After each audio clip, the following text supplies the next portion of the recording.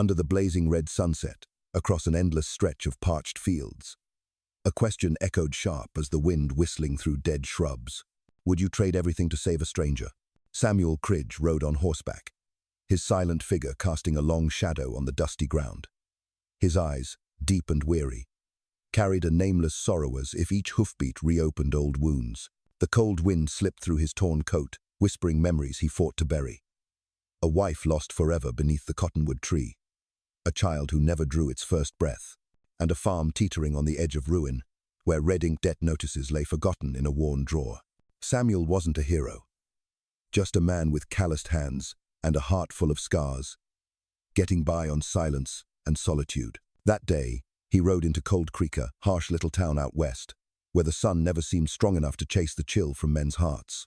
Folks here kept their secrets close, hiding behind sidelong glances. Samuel only meant to buy a sack of seed and a part for his old wagon. He wasn't looking for trouble, didn't want to get involved. But fate, like a silent predator, was waiting for him at the town's shadowed edge. Behind the saloon, among rotting barrels and forgotten scrap, a crowd had gathered. No laughter, no music, just hushed whispers, as if they feared their own words might stain their souls. Samuel pulled up, loosely tying his reins to a post. He hadn't planned to meddle, but something in the heavy, stifling silence slowed his steps. And then he saw her. A woman stood at the center of that crowd, frail, yet unbowed. She was pregnant, her tattered dress clinging to her swollen belly. Thin hands rested there, as if to shield the life inside. Her tangled blonde hair framed a pale, lifeless face. But her eyes saw, those eyes held, no tears, no pleading. They stared down at the cracked earth, as if wishing to vanish into it. Beside her stood two men. One, bearded, with a cruel glint in his eye. The other, leaning on a whiskey barrel, smirked a twisted grin. Samuel would later learn they were her brothers-in-lawmen, who saw her as nothing more than something to trade for a few coins. Not pretty, but strong, one of them slurred, voice thick with liquor. Baby's on the way. Buy her, and you get another pair of hands for work. The crowd murmured. A few sneered, but no one met her gaze. Samuel felt the blood rush to his head, not from anger, but from an old pain, a wound that had never healed. Stirred by the look in that woman's eyes. She wasn't the first to be treated that way in Cold Creek and likely wouldn't be the last. But something in her silence, in the way she stood neither resisting nor begging, gripped Samuel's heart. He had lost everything, his wife, his child, his hope. And now, faced with a woman stripped of dignity, he couldn't turn away. His boots moved forward slow, steady, each step a silent vow. The crowd fell silent. The bearded man squinted. Looking to buy, stranger? Samuel didn't answer right away. He only looked at her. And in that fleeting moment, their eyes met. Not eyes begging for rescue, but eyes resigned, as if she'd long accepted being abandoned by the world. This story isn't just about Samuel or the woman. It's about courage, about choices that can change a life, about the power of kindness in a world full of thorns. If you've ever believed that a small act can bring light into the dark, hit that like button to support this story and join us for the emotional journey ahead. Don't forget to subscribe so you won't miss more tales of people, hope, and the impossible made real. Samuel chose to step forward. And you stay to see what happens next. Behind the saloon, where the sunlight never reached, a crowd had gathered in a chilling silence. There was no lively music like at cattle auctions, no bell to mark the start, only furtive glances, eyes darting away as if witnessing this would leave a permanent stain on their souls. Rotten barrels were stacked nearby, and the air of Cold Creek was thick with the stench of cheap whiskey and stale tobacco. Cruel whispers slithered through the crowd like snakes through dry grass. "She ain't got nothing but that belly," mumbled a man beneath a wide-brimmed hat, stroking his patchy beard. "But if you need a worker, she'll do." Babies almost hear another, free pair of hands. A few sharp, razor-thin laughs cut through the air. But no one dared speak aloud. They stood there, the people of the town, like ghosts in the sunset's glow, curious yet cowardly. At the center of it all stood Eleanor Dumont, still and silent. Her slender frame didn't tremble. The patched, dust-streaked dress clung to her pregnant form, a reminder of life struggling to grow on the edge of despair. Her tangled blonde hair clung to her pale face. But her eyes, those eyes were empty as an abandoned field, dry and cracked, stripped of water and hope. She didn't cry. She didn't beg. She didn't bow her head. One hand rested lightly on her belly, shielding the unborn child from the venom around her. The other hung limp at her side, as if she'd surrendered any thought of resistance. Yet in that silence was a strange strength, a quiet resilience no one in the crowd dared to face. Samuel Cridge stood a few paces off, reins loose in his hand. He didn't want trouble. He never did. Life had taught him that stepping into other folks' business only brought pain, and he bore the scars to prove it. But the sight before him, the way that crowd treated the woman, twisted his gut. He heard the vile words from the two men near her brothers-in-law, as he'd learn later. The bearded one, voice rough with drink, spit out words like blades. She's just a piece of property. No better than a milk cow. Husband's dead. Left debts behind. And she's a burden. Buy her, and you'll have yourself a servant who won't complain. The other, leaning against a whiskey barrel, added with a crooked grin, she don't talk back. Always does what she's told. Easy to keep. A fat trader with dust-caked nails shook his head. I ain't feedin' another mouth. She's a burden, not an asset. Each word fell like a hammer blow. But Eleanor didn't flinch. She stood there, gaze fixed on the ground as if she stared hard enough, she might disappear. Samuel's chest felt heavy. He'd seen injustice before the West was full of it. But something in her silence, in the way she wouldn't let them see her break, made it impossible for him to walk away. He thought of Miriam, his wife resting beneath the cottonwood, and the child who never got to cry his first. That wound, though old, still bled inside him. And now, in Eleanor, he saw a familiar shadow knot. The face, but the pain, the loss, he knew too well. Without thinking, Samuel stepped forward. His worn boots crunched on the dry ground. The crowd fell silent. All eyes turned on him. The bearded man squinted, voice wary. "Looking to buy, stranger?" Samuel didn't answer at first. He looked at Eleanor, and in that instant, their eyes met. Not a plea for help. Not gratitude. Just a hollow emptiness, as if she'd long since accepted the world's abandonment. "How much?" Samuel asked. Voice low but firm. The bearded man sneered. $50. And a gun, if you've got one." Samuel didn't hesitate. He unshouldered his old Winchester, tossed a leather pouch of coins to the ground. The clink of metal echoed sharp in the air. "Done," he said. The crowd murmured. A few whispers of disapproval. But no one stepped in. The bearded man scooped up the pouch, checked its contents, and nodded with a greasy grin. Samuel stepped closer to Eleanor, didn't touch her just, motioned for her to follow. She lifted her head, for the first time looking him in the eye. "My name is Eleanor Dumont," she whispered soft, but clear, as if that name was the only thing she still owned. That name cut through the ice in Samuel's heart. It wasn't just a name, it was a person, a story, a faint glimmer of hope in the dark. He nodded, said nothing. Together, they left the alley, leaving the crowd and its prying eyes behind. They moved through the town like shadows, the blazing sunset casting long lines across the dusty road. No one stopped them, though eyes followed, as if trying to etch this moment into Cold Creek's memory. Eleanor climbed into the wagon, hands cradling her belly, eyes fixed ahead, never looking back. Samuel took the reins, the wheels rolling steady, breaking the silence. But inside him, a question began to rise sharp. Without an answer, had Eleanor truly been saved? Or was this only the beginning of a greater storm? The wagon rolled out of Cold Creek, leaving behind the small town with its curious eyes and venomous whispers. The wheels clattered over the dry dirt road, blending with the wind's whistle through scraggly shrubs, a lonely tune of the West.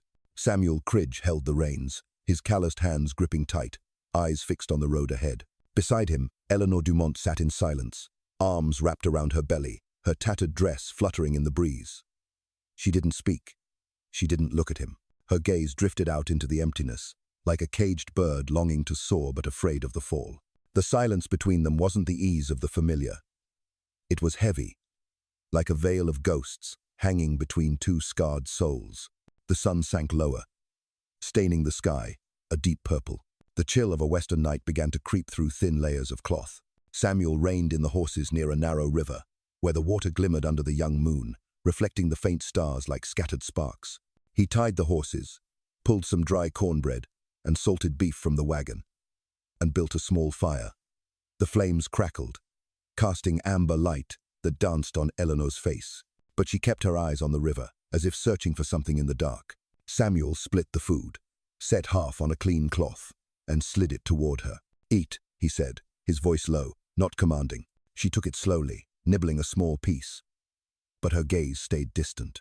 Samuel shrugged off his old coat and draped it over her shoulders without a word. She didn't refuse, nor did she thank him. She only pulled it tighter, as if the cold came not just from the wind, but from deep inside her bones.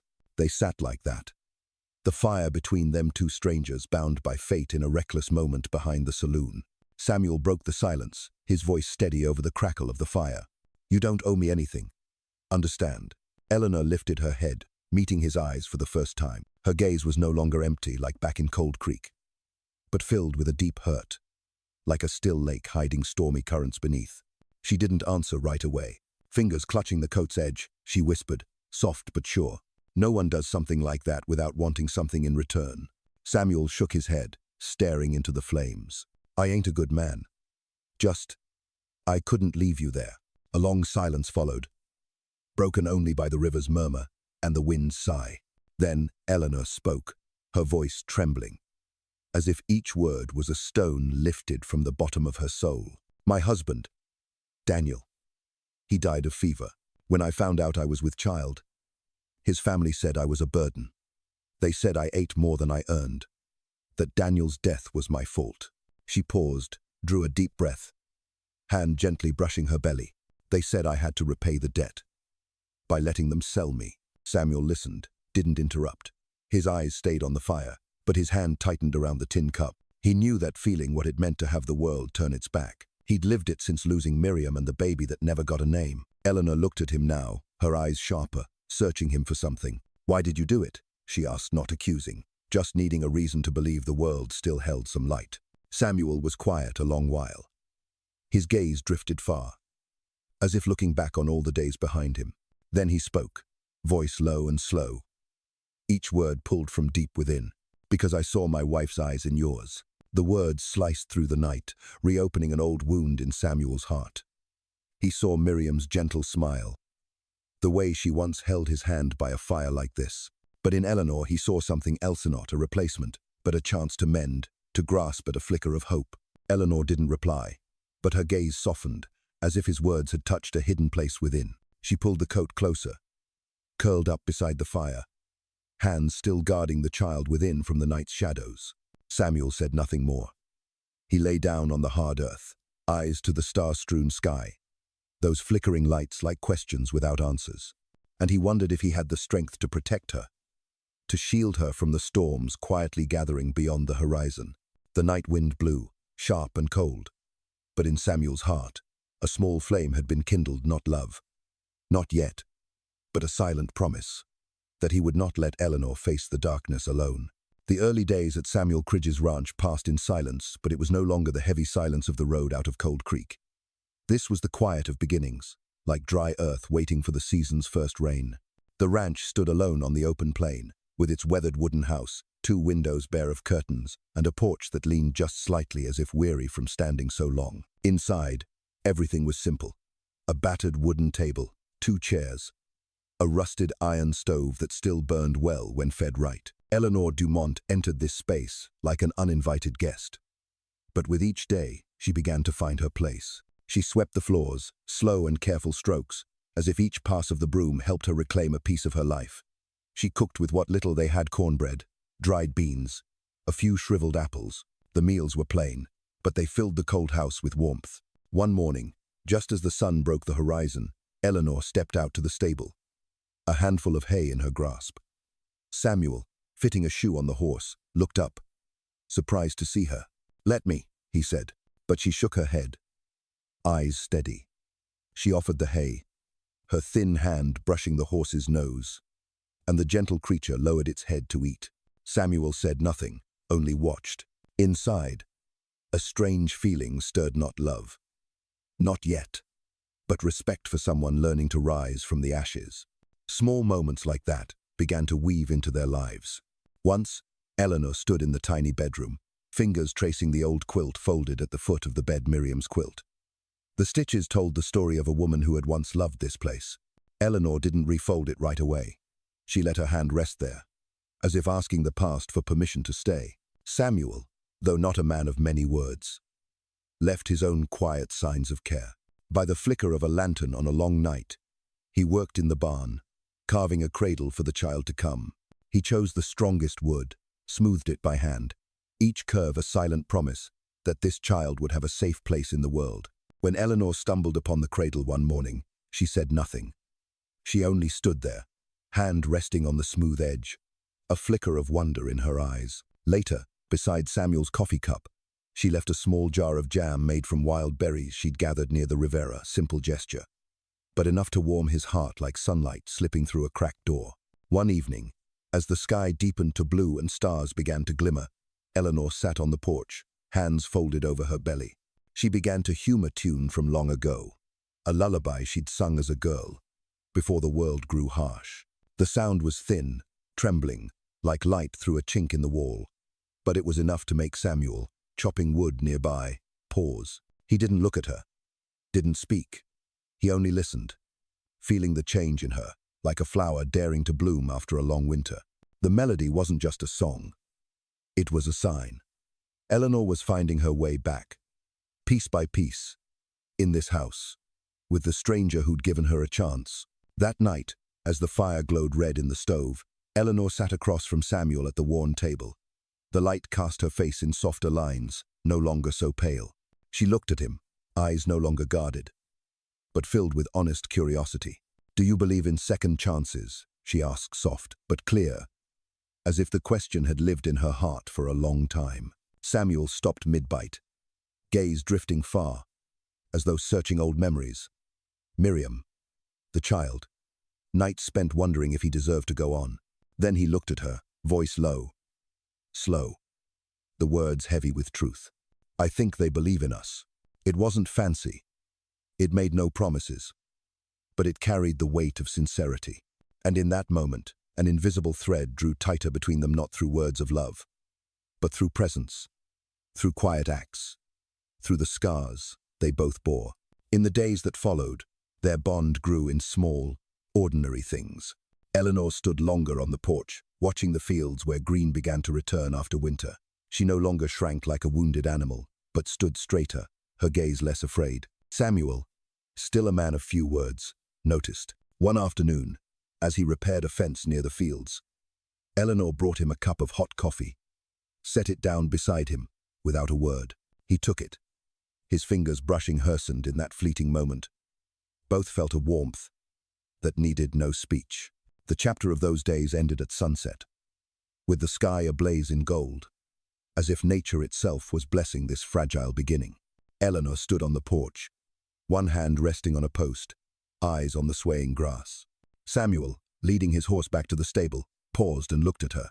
For the first time, the corner of his mouth turned upward, a small smile. Not bright, but true, like sunlight breaking through a cloud. And they both knew. What was growing between them wasn't just trust. It was the seed of something deeper, waiting for its day to bloom. One late afternoon, as the golden sunset bathed the fields around the ranch, 3 figures appeared at the base of the hill. They rode on horseback, their shapes hazy in the rising dust. But Samuel Cridge recognized them at once. It was Eleanor Dumont's in-laws, the men who had once sold her like cattle behind the saloon in Cold Creek. They weren't here to make peace or offer apologies. The cold glint in their eyes and the twisted smirks on their faces spoke to darker intentions. Samuel was fixing the fence near the stable, hammer in hand.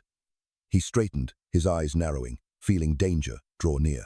Eleanor, hanging laundry on the porch, froze. Her hands trembled as she, too, recognized the shapes riding closer. The air grew heavy, as if a storm was silently rolling in. The 3 men stopped at the ranch gate. The bearded one, the man who'd taken Samuel's pouch of coins, was first to dismount, a folded paper clenched in his hand. He waved it like a victor's flag. his whiskey-rough voice cutting through the stillness. Afternoon, Cridge. Or should I say, husband, now. We're here to claim what's ours. He spat out the word, ours, his gaze sliding over Eleanor as if she were stolen property. The other, wearing a wide-brimmed hat and flashing yellowed teeth, sneered. You thought buying her ended it, did you, wife, buyer? The kid in her belly's got our blood. That makes it ours. Samuel's grip tightened on the hammer, but he didn't move. He knew these men weren't just here to threaten, they wanted him to lose control. Eleanor stepped down from the porch, bare feet touching the earth, her patched dress hugging her rounded belly.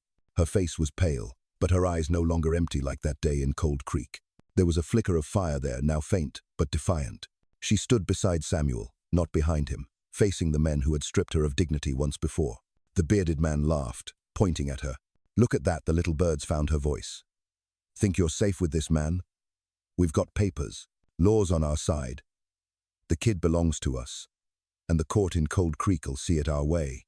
He snapped the paper open, showing off scrawled writing and a red seal, like it was a final verdict. Samuel didn't look at the paper. He looked at Eleanor, saw her fists clenched so tight, her nails bit into her palm. He knew she was scared, but she didn't back down. And for the first time, Eleanor spoke, her voice clear, sharp as a blade. You can't sell what you don't own. The words rang out like a clap of thunder, making the three men falter. The man in the wide-brimmed hat spat on the ground, growling. You dare talk like that, worthless girl. Your husband left debts. Your payment. The child's ours. We'll take it. But Eleanor stood her ground. She stepped forward, eyes locked on the bearded man. Daniel owed you nothing but empty promises. You sold me, but you never owned me. And you will never own my child. Silence fell, broken only by the wind hissing through the grass. Samuel felt his heart pound not with rage, but with pride in Eleanor's strength. He stepped forward, standing close beside her, his voice low and cold as steel.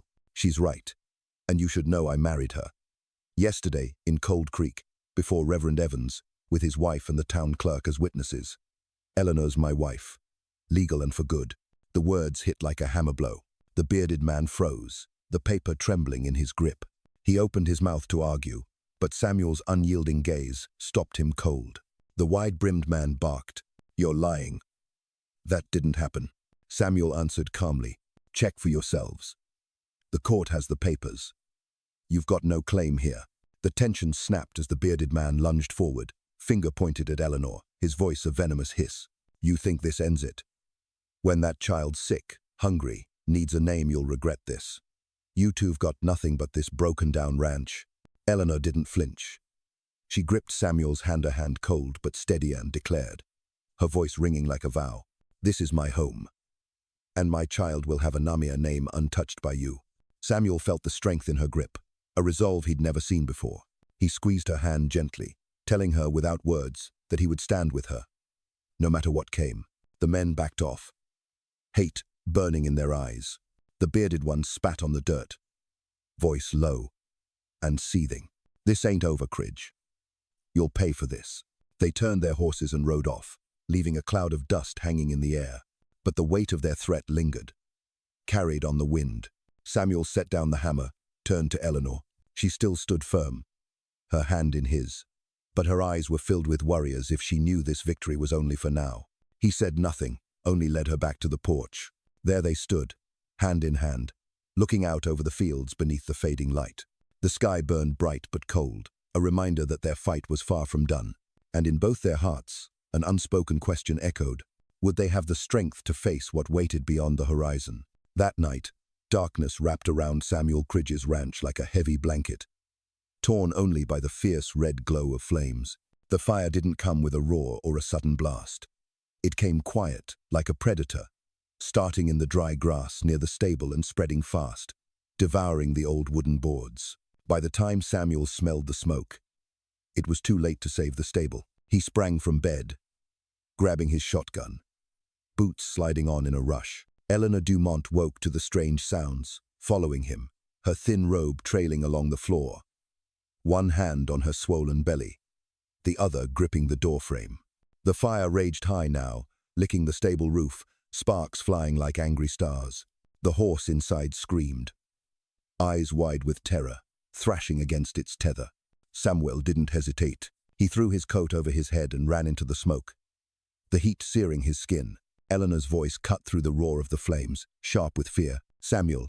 But he didn't stop. He slashed the rope, smacked the horse's flank, sending it bursting free, its coat singed. Smoke choked him, burned his eyes, scalded his lungs. A flaming beam crashed behind him, the sound like thunder splitting the night. Eleanor, just yards away, covered her mouth to stifle a sob. Her eyes filled with terror, not for herself, but for the man risking his life in the blaze. Samuel staggered out, his coat scorched in patches, coughing hard. Eleanor rushed to him, dragging him from danger, her hands trembling but strong, as if afraid that if she let go, he'd vanish. The fire kept howling, but its light drew neighbors from nearby farms. They came with buckets, old blankets, calloused hands ready for the work. Mrs. Dinger, the storekeeper's wife, brought a basket of bread. A barefooted boy hauled a jug of water, dousing the smaller flames. They worked in silence. No one asked why or for whom. One voice murmured, "Suspicious. I saw a rider leaving just before the fire started." No one said the names of Eleanor's in-laws, but every glance understood. For the first time, Cold Creek's folk didn't look at Samuel and Eleanor with curiosity or scorn. They saw a family not because of papers, but in the way Eleanor held Samuel's hand and the way he stood in front of her, ready to face whatever came. At last, the fire died, leaving the stable a pile of blackened timbers. But a greater fire had been kindled in Samuel and Eleanor, fierce resolve, as if the night's flames had forged, not destroyed them. At dawn, cold wind swept across the fields with the bite of early spring. Suddenly, Eleanor clutched her belly, pain twisting her face. The birth had come unexpected, like life's own declaration that it waits for no perfect moment. Samuel didn't panic. He fetched water, boiled clean cloths, called for Mrs. Dinger, who had delivered her own 3 children. Eleanor gripped the bedpost, nails digging into the wood. Teeth clenched as wave after wave of pain tore through her. The agony seemed endless, but when the baby's first cry rang out, it was stronger than the fire's roar the night before, a song of victory echoing through the wooden house. A boy, dark-haired, lungs strong, his cry a challenge to the world. Samuel stood at the door, eyes soft, hands trembling as he looked at the child. "Daniel," he said, voice low, naming him for Eleanor's late husband, a gesture of respect for the past. Eleanor, exhausted but her eyes alight, held the baby close, whispering, "Daniel Cridge." The name was a declaration. This child belonged not just to her, but to this house, to Samuel, to the future they were building. Samuel stepped outside, watching the sun rise, and in that moment he whispered her Namenot Miriam, but Eleanor claiming her as his present, his wife. In the weeks that followed, the ranch rose from its ashes. Neighbors helped rebuild the stable, their old gossip replaced by quiet respect. Eleanor, though newly a mother, refused to be fragile. She planted tomatoes along the fence, tiny seeds placed in the earth with fierce hope. One afternoon, she sat by the fence, Daniel asleep in her arms, her blonde hair tied back with a blue ribbon. Her eyes no longer held fear, but the peace of someone who'd found where they belonged. Samuel, not far off, hammered new boards onto the stable, sweat running down his brow, but his eyes shone with determination. He wasn't just rebuilding a stable, he was building a future, a place where Eleanor and Daniel would never have to be afraid again. Under the spring sun, their small ranch stood as a promise that, from the ashes, life could bloom anew. That spring came early, bringing warmth that crept across fields once dry and barren. Beneath the old cottonwood tree, where Miriam Samuel Cridge's first wife rested, a small wedding took place. Just a few neighbors gathered, faces once strangers now friends, forming a circle beneath the gentle sunlight. Eleanor Dumont, in a simple white dress, her blonde hair tied back with a blue ribbon, stood beside Samuel, her hand resting lightly in his. There was no music, no grand flowers, only the whisper of the wind and the soft laughter of Daniel, the little boy asleep in Mrs. Dinger's arms. Before the rings were exchanged, Eleanor knelt, laying a single wildflower pure white on Miriam's grave. She whispered, not with jealousy, but with gratitude, "Thank you for leading me here." Samuel watched her, his gaze tender, as if past and present had at last found peace with each other. They exchanged ring-simple silver bands, but heavy with promises that needed no words. The neighbors clapped, laughter rang out, and for the first time, that small ranch filled with joy. The love between Samuel and Eleanor wouldn't be written in grand ballads. It was etched in patience through silent days, forged in trial by fire, and sealed by the courage to choose each other at the edge of loss. Their story stood as proof that even in the harshest soil, love and hope can bloom. If this story touched your heart, share it with those who could use a little light in the dark. Hit like and subscribe to join us in spreading tales of kindness, of people brave enough to love and to live.